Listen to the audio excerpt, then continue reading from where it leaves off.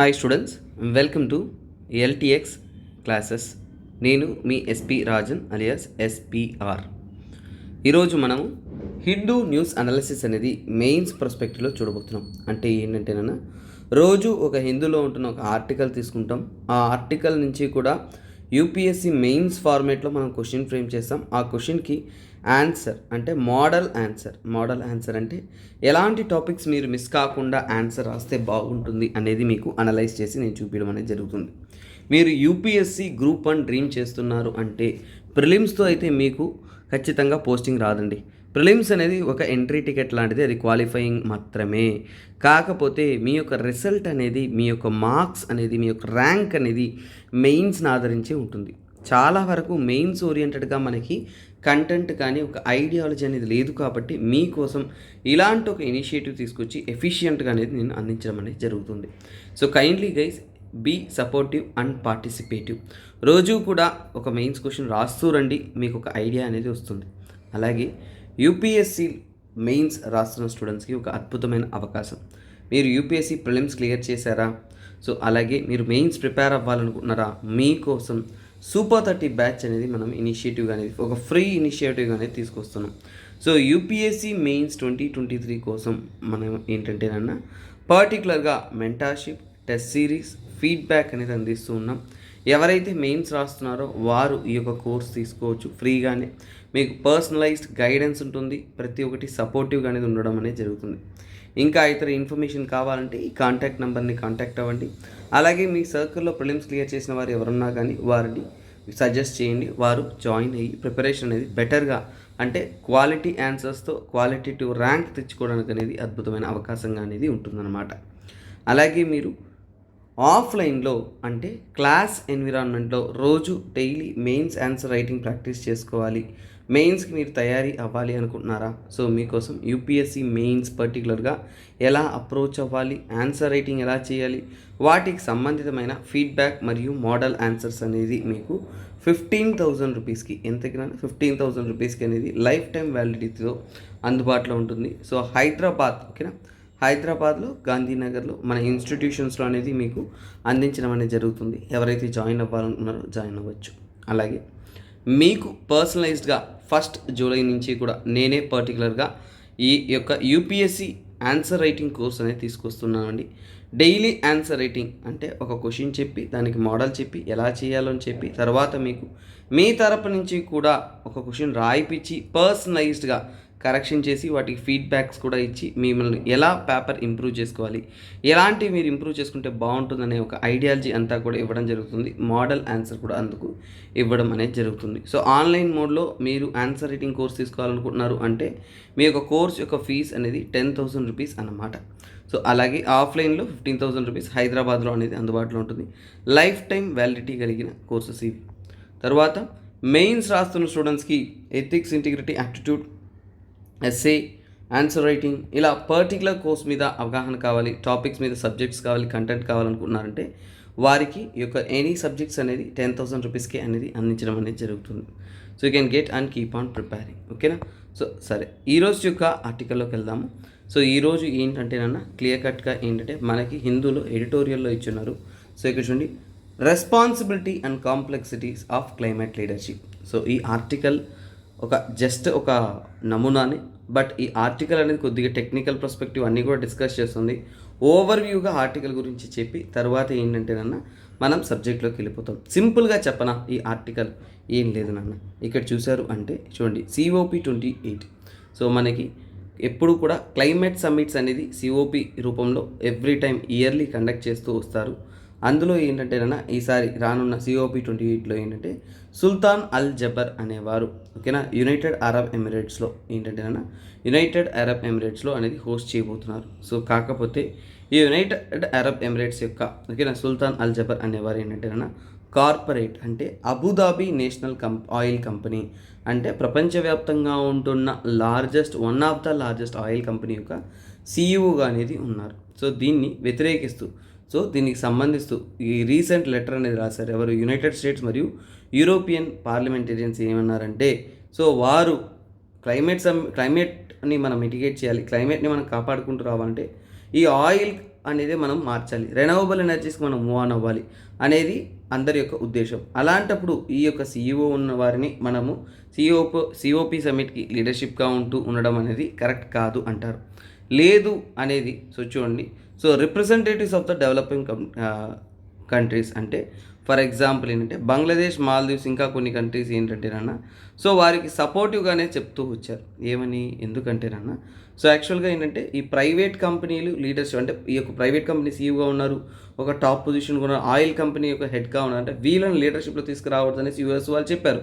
కానీ లేదు, ఇది ఒక రెస్పాన్సిబిలిటీ. ఒకసారి లీడర్షిప్లో ఉన్నట్టు అంటే ఈ కంపెనీ చేస్తున్న పనుల గురించి చెప్పారు. సుల్తాన్ అల్ జబర్ ఓకేనా మజ్దర్ అనే ఒక చూడండి రెన్యూవబుల్ ఎనర్జీ కంపెనీలు కూడా లీడ్ చేస్తున్నారు. అంటే వారు ఎంతగా ప్రాఫిట్ సంపాదిస్తూ ఫాసిల్ ఫ్యూల్స్ చేస్తున్నా కానీ వారు ఆదాయాలతో పాటు డబ్బుతో పాటు ఏంటంటేనన్నా ఇక్కడ ఏంటంటే సోలార్ అండ్ విండ్ ప్రాజెక్ట్స్ మీద పెట్టుబడులు పెట్టడం, న్యూక్లియర్ పవర్ మీద పెట్టుబడులు పెట్టడం, అంటే ఏంటి క్లీన్ పవర్ అంటే క్లీన్ ఎనర్జీని డెవలప్ చేయడం కోసం Masdar and the international renewable energy agency IRENA వీరంతా కొలాబరేట్ అయ్యి ఏంటంటేనన్నా ఇంకా కూడా అంటే ఇప్పుడు ఏంటి దీని ద్వారా మీకు అర్థమవుతున్నది ఏంటి, కార్పొరేట్ కంపెనీలు అనేది వారి యొక్క బాధ్యతను తెలుసుకుంటూ ఏంటంటే గ్లోబల్ రెన్యూవబుల్ ఎనర్జీని 2030 అంతా కూడా ఆ కంపెనీ అనేది 3 ఎక్కువ చేస్తాము, ఎక్కువ పెట్టుబడి పెడతాము అనేది వాళ్ళు తీసుకొస్తున్నారు. అలాగే ముజీబ్ క్లైమేట్ ప్రాస్పెక్టివ్ ప్లాన్ అనేది ప్రాస్పెరిటీ ప్లాన్ అనేది తీసుకొచ్చి ఏంటంటేనన్నా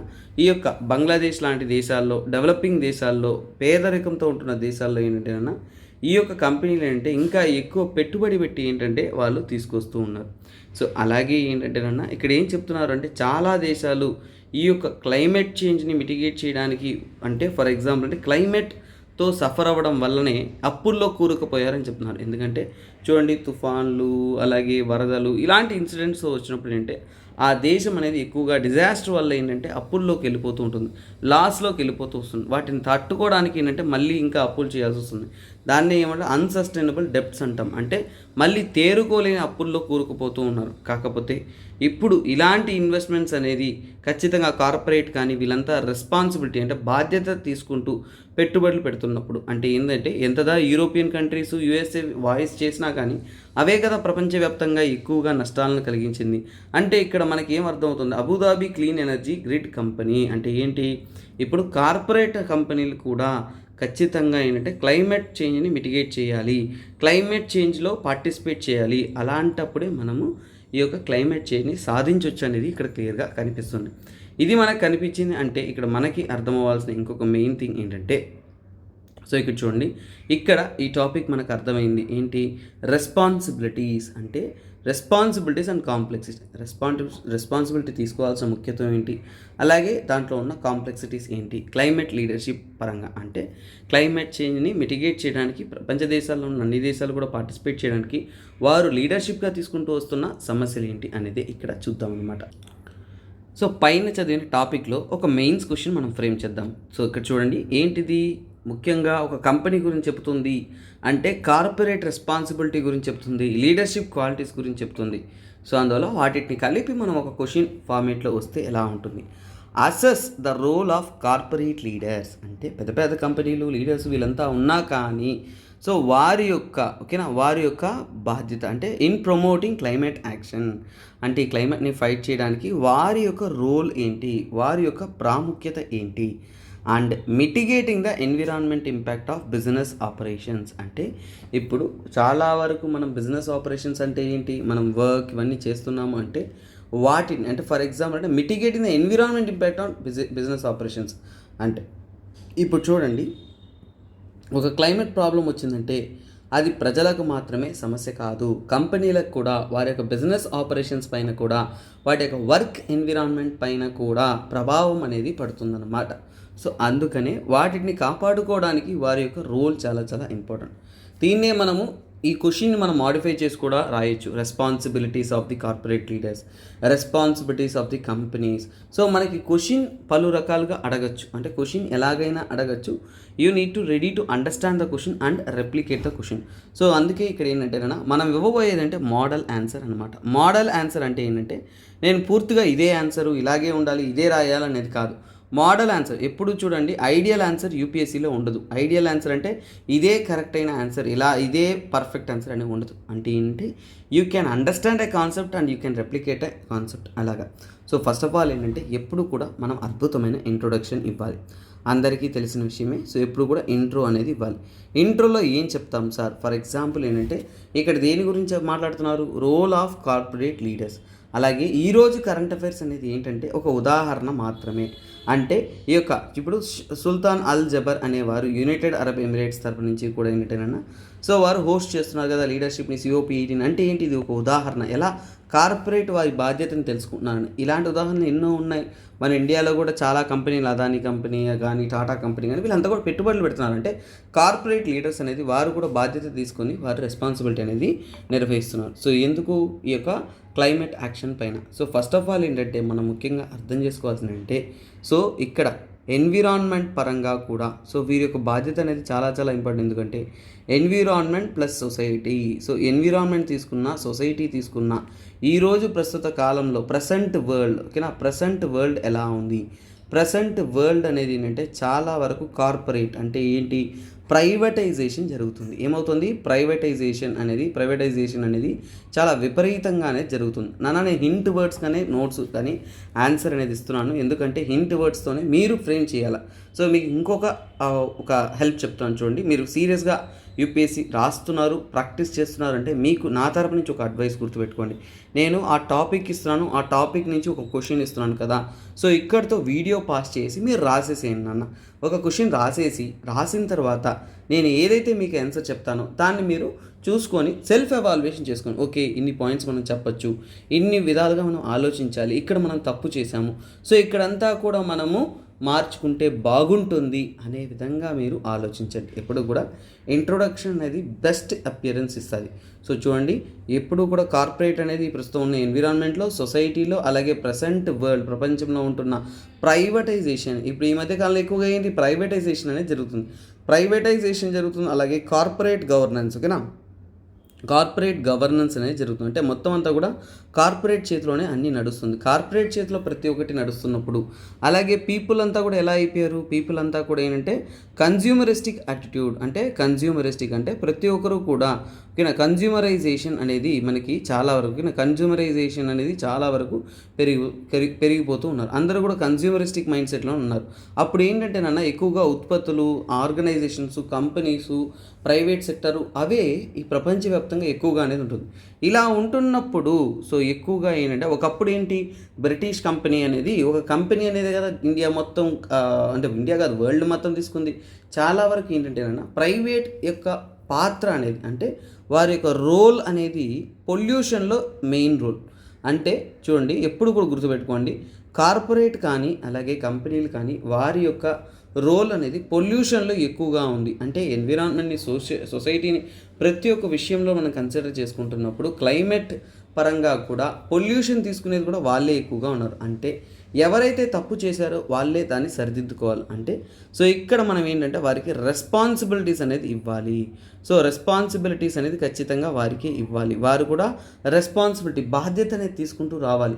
ప్రపంచవ్యాప్తంగా world economies, countries, developed countries అన్నీ కూడా ఎవరి చేతిలో నడుస్తుంది ఇప్పుడు, కార్పొరేట్, ప్రైవేటైజేషన్. అలాంటప్పుడు వారే బాధ్యత తీసుకోవాలనేది చాలా చాలా ముఖ్యము. సో దానికి తగినటువంటి రెస్పాన్సిబిలిటీస్ తీసుకునేసి వారు యాక్షన్ తీసుకుంటేనే ఈ భూభాగాన్ని మనం కాపాడుకోవచ్చు అనేది మనము చెప్తున్నాం అనమాట.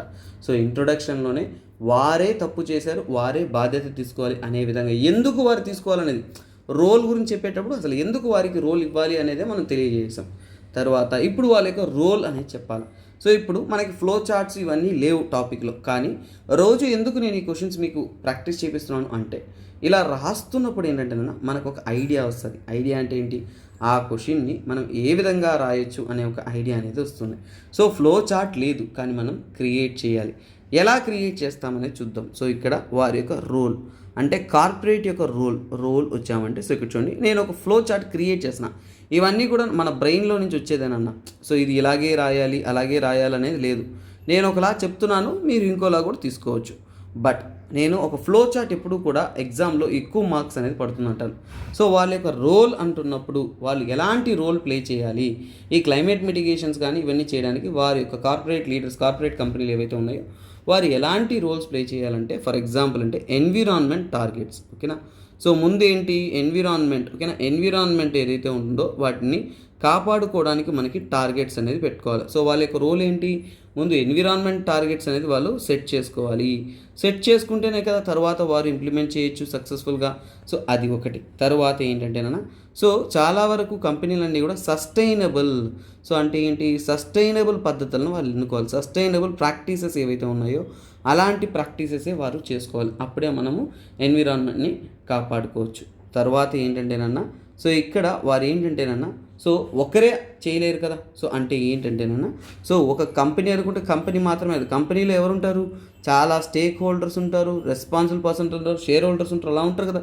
సో అలా ఉంటున్న స్టేక్ హోల్డర్స్ ఎవరైతే ఉన్నారో, ఓకేనా, స్టేక్ హోల్డర్స్ ఎవరైతే ఉన్నారో వారిని కలుపుకుంటూ, తర్వాత ఇంకా కొన్ని కంపెనీలంతా కూడా కలిసి అంటే ఏంటి, పార్ట్నర్షిప్, అంటే ఎన్విరాన్మెంట్ని కాపాడడం కోసం అందరం కలిసి పోరాడతాం అనే విధంగా పార్ట్నర్షిప్స్ ఇవన్నీ కూడా తీసుకురావడం. తర్వాత ఏంటి, ముఖ్యంగా వారి యొక్క పాలసీస్ ఏవైతే ఉన్నాయో, కంపెనీస్ కూడా పర్టికులర్ పాలసీస్ ఉన్నాయి, ఆ పాలసీలో మార్పులు, ఎలాంటి మార్పులు రావాలి, అవన్నీ కూడా ఎన్విరాన్మెంట్ని కాపాడే విధంగా అనేది వారు తీసుకురావాలి.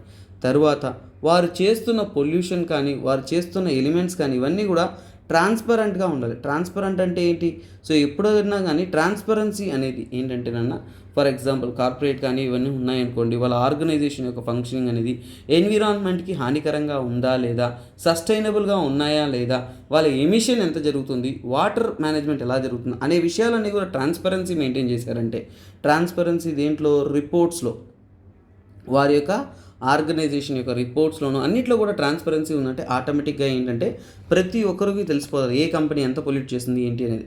తర్వాత నెక్స్ట్ వారి యొక్క ముఖ్యమైన రోల్స్లో తీసుకుంటున్నారు అంటే R&D. కంపెనీలకు అన్నిటికీ కూడా సపరేట్ R&D ఉంటుందన్న. సో R&D విషయాల్లో కూడా అంటే రీసెర్చ్ అండ్ R&D అంటే రీసెర్చ్ అండ్ డెవలప్మెంట్, తర్వాత ఇన్నోవేషన్, కొత్త విషయాలను అంటే ఏంటంటే పాత టెక్నాలజీ కాకుండా కొత్త టెక్నాలజీని అడాప్ట్ చేసుకుంటూ వాటిని వీళ్ళు ఇంప్లిమెంట్ చేసుకుంటూ బెటర్గా అనేది మనం ఎన్విరాన్మెంట్ని అనేది కాపాడుకోవచ్చు, కార్బన్ ఎమిషన్ తగ్గించుకోవచ్చు అనేది ఇక్కడ అర్థమవుతుంది అన్నమాట. తర్వాత తీసుకుంటున్నారు అంటే ఇంకా చెప్పాలి అంటే సో నాలెడ్జ్ షేరింగ్. సో ఏంటి, ఫర్ ఎగ్జాంపుల్ ఏదైనా కానీ కటింగ్ ఎడ్జ్ టెక్నాలజీస్ అంటారు, అంటే కొత్త తరహాలో సో ఒక కొత్త ఇన్నోవేషన్ ఏదైనా వచ్చిందంటే అంటే ఎన్విరాన్మెంట్ని కాపాడే పరంగా ఉందంటే సెల్ఫిష్ మైండ్ సెట్తో నేనే చేసుకుంటాను, నాకే కావాలి అనే ఒక యాటిట్యూడ్ కాకుండా అందరం కూడా షేర్ చేసుకునేసి మనం ఎన్విరాన్మెంట్ కాపాడే విధంగా తీసుకోవాలి అనే విధంగా కొలాబరేట్ అవుతూ నాలెడ్జ్ షేరింగ్ చేసుకున్నారంటే that is what the beauty. So ఇప్పుడు ఏంటంటే కార్పొరేట్ గవర్నెన్స్ అన్నప్పుడు ఏంటంటే కార్పొరేట్ యొక్క రోల్ అనేది క్లైమేట్ యాక్షన్ పరంగా ఎలా తీసుకోవచ్చు అంటే ఇది ఒక టైప్. సో ఇది ఏంటంటేనన్నా ఒక్కొక్క దానికి ఒక ఉదాహరణలు ఇప్పుడు కూడా ఎగ్జామ్లో యూపీఎస్సీలో జనరల్ స్టేట్మెంట్స్ అందరూ ఇచ్చేస్తారు. జనరల్ స్టేట్మెంట్తో పాటు మీరేంటంటేనన్నా ఫర్ ఎగ్జాంపుల్ అంటే ఎగ్జాంపుల్స్ కూడా ఇవ్వండి. ఎగ్జాంపుల్స్ అన్నప్పుడు ఏంటంటే సో సింపుల్గా చెప్పొచ్చు. సో ఎలాగనేది ఇప్పుడు మీకు ఒక్కొక్క పాయింట్ని అంటే మళ్ళీ నేను డీటెయిలింగ్కి వెళ్ళట్లేదు, బట్ ఒక్కొక్క పాయింట్కి మీకు అర్థమయ్యేలా అనేది తీసుకెళ్దాం అన్నమాట. ఫర్ ఎగ్జాంపుల్ సో ఇక్కడ ఎన్విరాన్మెంట్ టార్గెటింగ్ అని చెప్పాను. ఎన్విరాన్మెంట్ టార్గెటింగ్ అంటే ఎలా టార్గెట్ చేస్తారు, ఊరికే అనుకుంటే అయిపోదు కదన్నా. సో ఇప్పుడు ఎన్విరాన్మెంట్ టార్గెటింగ్ అని చెప్పాను. సో ఈ ఎన్విరాన్మెంట్ టార్గెటింగ్ పరంగా సో వాళ్ళు ఒక యూనిక్ టార్గెట్స్ అనేది పెట్టుకో ఉండాలి. సో ఆ టార్గెట్స్ ఎలా తీసుకుంటారు, సో అన్ని కంపెనీస్ కూడా ఎవరిష్టానికి వాళ్ళు చేయలేదు కదా. ఇప్పుడు ఎలాగైతే దేశాలన్నీ కూడా ప్రపంచ దేశాలంతా కూడా గ్రీన్ హౌస్ గ్యాసెస్కి మారిపోతానని మాట ఇచ్చారు, అదేవిధంగా కార్పొరేట్ కంపెనీలు కూడా వారు కూడా మాటలు ఇవ్వాలి. సో అంటే ఏంటి, వారి టార్గెట్స్ అంటే ఏంటంటే గ్రీన్ హౌస్ గ్యాస్ ఎమిషన్స్ని ఎంతకాలానికి ఆ కంపెనీలు అనేది తగ్గిస్తాయి అనేది. తర్వాత ఎనర్జీ ఎఫిషియన్సీ అంటే కొత్త టెక్నాలజీస్ని మనం అడాప్ట్ చేసుకుంటూ ఎనర్జీ ఎఫిషియెంట్గా అంటే ఎనర్జీ కన్సెప్షన్ మనం చాలా చక్కగా జాగ్రత్తగా అనేది మెయింటైన్ చేయడానికి. అలాగే వాటర్ వేస్టేజ్, ఓకేనా, వాటర్ వేస్టేజ్ ఏదైతే ఉంటుందో వాటర్ వేస్టేజ్, ఓకేనా, వాటర్ వేస్టేజ్ అనేది మనం తగ్గించాలి అంతే కదా. సో అలాగే ఏంటంటేనన్నా మనం సస్టైనబుల్ మెథడ్స్ అనేది సప్లై చైన్ పరంగా అంటే మనకి సో చూడండి టార్గెట్స్ అంటే సప్లై చైన్ అంటే ఏంటి, ప్రొడక్షను, సప్లై, అలాగే ఇంకా అక్కడి నుంచి ప్రోడక్ట్స్ తీసుకెళ్ళడం కానీ అన్నీ కూడా ఫర్ ఎగ్జాంపుల్ ఏంటంటే సస్టైనబుల్ పద్ధతిలో మనం ఎలా మారిపోతాం, ఎప్పటికంతా మారిపోతాం అనేది ఎన్విరాన్మెంట్ పరంగా ఏంటంటే వారు వారి యొక్క టార్గెట్స్ అనేది ఇవ్వాలి. సో తర్వాత సస్టైనబుల్ ప్రాక్టీసెస్ పరంగా తీసుకుంటే ఫర్ ఎగ్జాంపుల్ ఇప్పుడు నేను చెప్పాను, దీనికి ఒక ఎగ్జాంపుల్ ఇవ్వండి బెటర్గా ఉంటుంది. ఎగ్జాంపుల్ అంటే ఏంటి, అదే కరెంట్ అఫైర్స్. ఇప్పుడు ఏంటి ఎగ్జాంపుల్ అన్నప్పుడు ఇప్పుడు మీకు చూపిస్తాను చూడండి. ఎగ్జాంపుల్ ఈ కరెంట్ అఫైర్స్ ఎందుకు ఇంపార్టెంట్ అర్థం ఉంటుంది. సో ఇక్కడ చూడండి, సో ఇక్కడ ఏంటి మన యొక్క ఈ కంపెనీ అంటే ముజిబ్ క్లైమేట్ ప్రాస్పరిటీ ప్లాన్ అనేది. తర్వాత ఇక్కడ చూసారా, సో ఇక్కడ గ్లోబల్ ఎనర్జీ క్లీన్ ఎనర్జీ వైపు మూవ్ ఆన్ అవ్వడానికి రీసెంట్గా ఏంటి, సో చూడండి Masdar and international renewable energy agency IRENA వీళ్ళు ఏం చెప్తున్నారు, triple the global renewable capacity by 2030. అంటే ఇది కార్పొరేట్ రెస్పాన్సిబిలిటీ కదా. అంటే గ్రీన్ ఎనర్జీ రీనవబుల్ ఎనర్జీ అనేది మేము 3 చేస్తాము అనేది వాళ్ళు మాట ఇచ్చారు. సో చూసారా, మనం చదివిన కరెంట్ అఫైర్స్లో మనకు ఒక ఉదాహరణ దొరికింది. ఎందుకు కరెంట్ అఫైర్స్ చాలా చక్కగా చదవాలంటే వాటిలో ఉన్న ఉదాహరణలు మీరు వాడుతున్నప్పుడు మీ ఆన్సర్ అనేది ఎక్కువగా అనేది వ్యాలిడేట్ చేయడం జరుగుతుంది. ఎక్స్ట్రా హెచ్ మార్క్స్ అనేది అక్కడ మీకు రావడం అనేది జరుగుతుంది. తర్వాత సో ఇక్కడ మనకు అర్థమైందా, తర్వాత ఆర్గనైజేషన్స్ అన్నీ కూడా సస్టైనబుల్ మెథడ్స్ అంటే ఏంటి, రెన్యూవబుల్ ఎనర్జీ అంటే రెన్యూవబుల్ ఎనర్జీని వారు అడాప్ట్ చేసుకోవాలి. రెన్యూవబుల్ ఎనర్జీతో మాత్రమే కాకుండా సో ఎకో ఫ్రెండ్లీ టెక్నాలజీస్ అంటే ఎన్విరాన్మెంట్ని పొల్యూట్ చేయకుండా ఉంటున్న టెక్నాలజీస్ ఏవైతే ఉన్నాయో అలాంటి టెక్నాలజీస్ని వాళ్ళు అడాప్ట్ అనేది చేసుకోవాలి.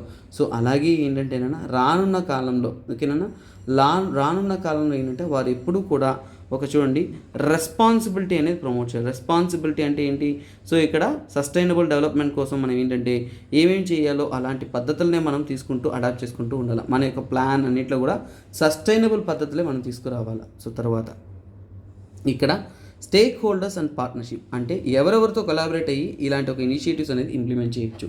సో ఈ విషయానికి వస్తున్నారు అంటే ఇంకా చెప్పాలి అంటే స్టేక్ హోల్డర్స్ అంటే ఏంటి, కంపెనీలో ఉంటున్న ఎంప్లాయీస్. సో కంపెనీలో ఉంటున్న ఎంప్లాయీస్ ఉన్నా కానీ తర్వాత షేర్ హోల్డర్స్ ఉన్నా ఓకేనా. స్టేక్ హోల్డర్స్ అంటే కంపెనీలో ఉంటున్న వారందరూ కూడా ఎంప్లాయీస్ కానీ కన్జ్యూమర్స్ కూడా. ఫర్ ఎగ్జాంపుల్ ఇప్పుడు ఒక వాటర్ బాటిల్ ఏదైనా ఇస్తున్నారు అనుకోండి, ఇది అంటే ఇది ఎన్విరాన్మెంట్ డ్యామేజింగ్ ప్లాస్టిక్. సో అందువల్ల దయచేసి మీరు దీన్ని ఎక్కడ పడితే అక్కడ పాడేయకండి, సో సేఫ్గా డిస్పోజ్ చేయండి. ఇలా అవగాహనలు కలిగించారు అంటే అప్పుడు ఏమవుతుంది, మనకేంటంటే బాధ్యత అనేది తెలుస్తుంది. అంటే ఏంటి, పార్ట్నర్షిప్స్ అంటే స్టేక్ హోల్డర్స్ పార్ట్నర్షిప్ అందరితో ఏం చేయాలా, ఎంగేజ్ చేయాలి. అందరినీ ఏం చేయాలి, ఎంగేజింగ్ అంటే అందరినీ ఇన్వాల్వ్ చేయాలి.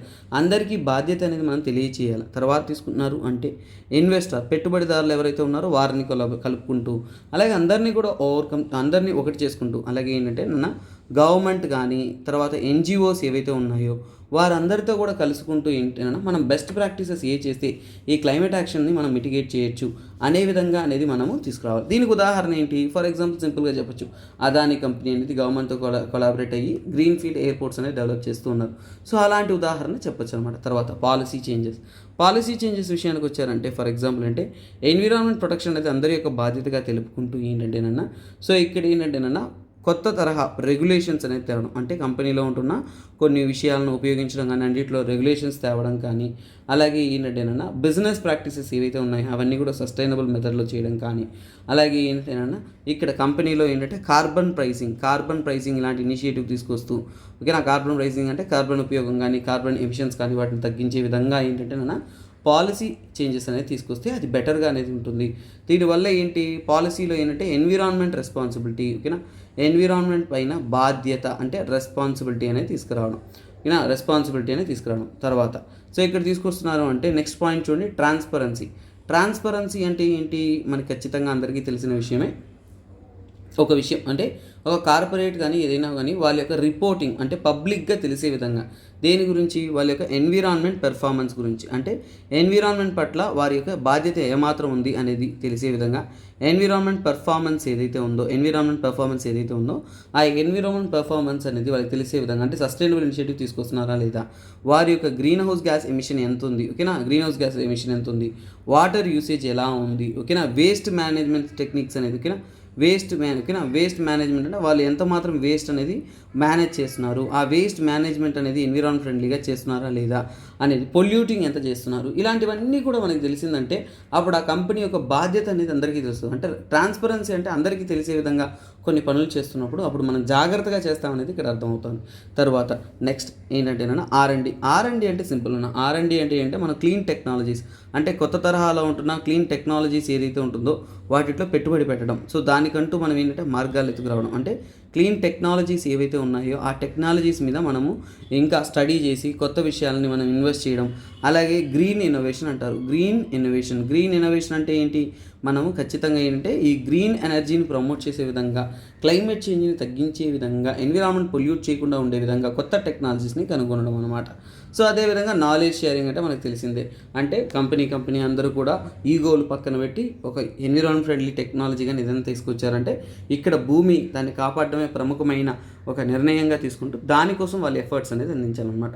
దిస్ ఇస్ వాట్ నాన్న. సో ఓవరాల్గా ఏంటంటే మీకు ఒక ఫైనల్గా ఏంటంటే నాన్న కన్క్లూడ్ చేసేయాలి. ఎందుకంటే ఎవరు తప్పు ఎలాగైతే ఇంట్రొడక్షన్ ఇచ్చారో అదేవిధంగా ఏంటంటే నాన్న గవర్నమెంట్, పీపుల్, ప్రజలు అందరూ కూడా బాధ్యత తీసుకుంటూ వస్తున్నప్పుడు మెయిన్ స్టేక్ హోల్డర్స్ అయిన కార్పొరేట్ అనేవాళ్ళు లేకుండా మన పని అనేది సాధ్యం కాదు. సో వారు బాధ్యత అనేది తీసుకోవాలి అనేది తీసుకొస్తున్నాం. నేను మీకు అర్థమయ్యే విధంగా ఫ్లో చార్ట్ రూపంలో సింపుల్గానే చెప్పడం జరిగింది. సో ఇలాంటివి అనేది మీరు సబ్ హెడ్డింగ్గా తీసుకుంటూ డీటెయిల్గా ఎక్స్ప్లెయిన్ చేసుకుంటూ ఉన్నానంటే ఉపయోగపడుతుంది. సో ఎందుకంటే మీకు ఇంకొక విషయం చెప్తున్నాను. సో చాలా క్లియర్గా ఏంటంటే మనం ఇదే క్వశ్చన్ని ఉదాహరణలతోనే ఆన్సర్ చేసేయచ్చు. ఇదే క్వశ్చన్ని హెడ్లైన్స్తో కూడా ఆన్సర్ చేసుకోవచ్చు. మీకు ఎలా నచ్చితే అలా ఆన్సర్ చేయొచ్చు. కాకపోతే మీరు డైలీ ఈ ఆన్సర్ రైటింగ్ మీరు సీరియస్గా యూపీఎస్సీ ప్రిపేర్ అయ్యే స్టూడెంట్స్ అంటే ఈ వీడియో రెగ్యులర్గా చూస్తూ వచ్చారు అంటే this will change your preparation అన్న. రోజుకి నేను మినిమం 2-3 క్వశ్చన్లు అన్నా మీరు ప్రాక్టీస్ చేసి ఉండాలి. 5 క్వశ్చన్లు అంటే ఇంకా బాగున్ను.